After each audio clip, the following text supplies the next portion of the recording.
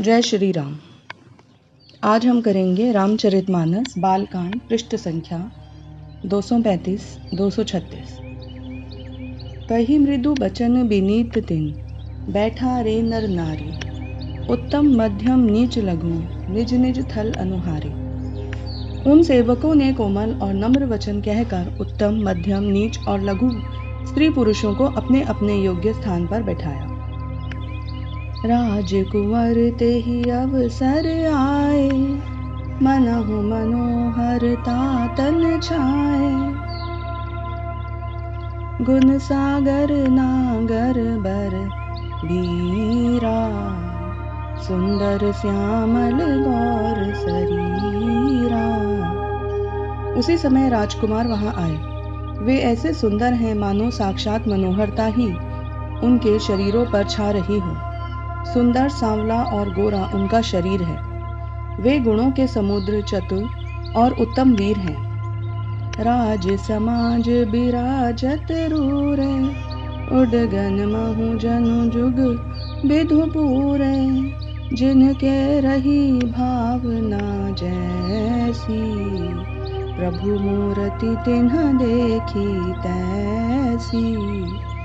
वे राजाओं के समाज में ऐसे सुशोभित हो रहे हैं मानो तारागणों के बीच दो पूर्ण चंद्रमा हों। जिनकी जैसी भावना थी प्रभु की मूर्ति उन्होंने वैसी ही देखी। देखहि रूप महारन धीरा, मनहु वीर रसु धरे शरीरा। डरे कुटिल नृप प्रभु ही निहारी, मनहु भयानक मूर्ति भारी। महान रणधीर श्री रामचंद्र जी के रूप को देखकर ऐसा देख रहे हैं मानो स्वयं वीर रस शरीर धारण किए हुए हों।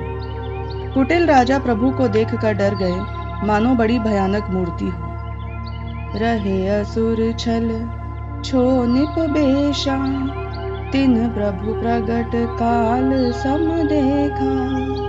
पुरबासिन देखे दौ भाई, नरभूषण लोचन सुखदाई। छल से राक्षस वहां राजाओं के वेश में बैठे थे। उन्होंने प्रभु को प्रत्यक्ष काल के समान देखा।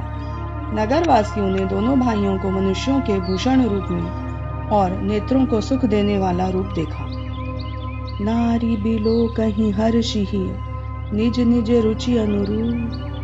जनु सोहत सिंगार धरी, मूर्ति परम अनु।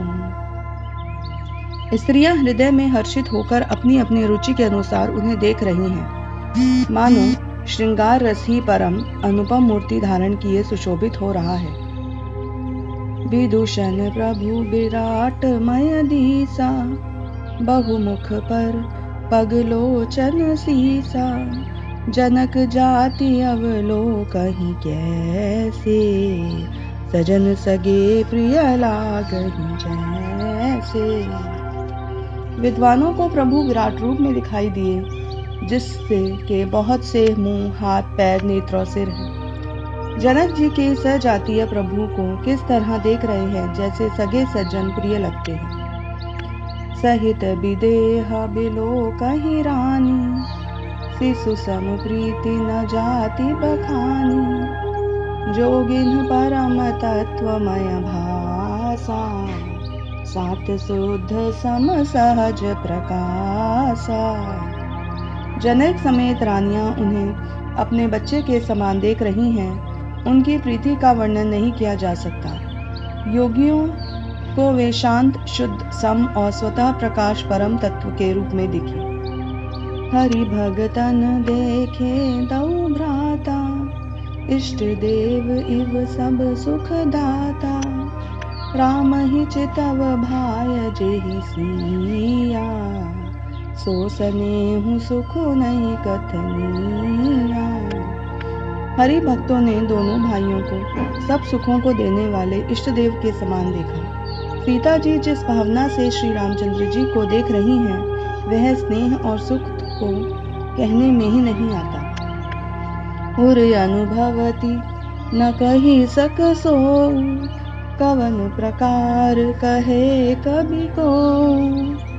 एहि विधि रहा जाहि जस भाऊ, तेहि तस देखेउ कौशल राऊ। उसका वे हृदय में अनुभव कर रही हैं, पर वे भी उसे कह नहीं सकती। फिर कोई कवि उसे किस प्रकार कह सकता है? जिस प्रकार जैसा भाव था उसे कौशलाधीश श्री रामचंद्र जी वैसे ही दिखे। राजत राज समाज महु, कौशल राज किशोर, सुंदर श्यामल गौर तन, विश्व विलोचन चौ। सुंदर सांवले और गोरे शरीर वाले, विश्व भर के नेत्रों को चुराने वाले कौशलाधीश के कुमार राज समाज में सुशोभित हो रहे हैं। सहज मनोहर मूर्ति दो, कोटि कामुपमा लघु सो। शरद चंद निंदक मुख लीके, नीरज नयन भाव तेजी के। दोनों मूर्तियां स्वभाव से ही मन को हरने वाली हैं। करोड़ों कामदेवों की उपमा भी उनके लिए तुच्छ है। उनके सुंदर सुख शरद के चंद्रमा की भी निंदा करने वाले हैं और कमल के समान नेत्र मन को बहुत ही भाते हैं। चितवनी चारु मार मनुहरनी, भावति हृदय जाति नहीं बरनी। कल कपोल श्रुति कुंडल लोला, चिबुक अधर सुंदर मृदु बोला। सुंदर चितवन कामदेव के भी मन को हरने वाली है। वह हृदय को बहुत ही प्यारी लगती है, पर उसका वर्णन नहीं किया जा सकता। सुंदर गाल, कानों में चंचल कुंडल हैं, ठोड़ी और अधर अर्थात होंठ सुंदर हैं, कोमल वाणी है। जय श्री राम।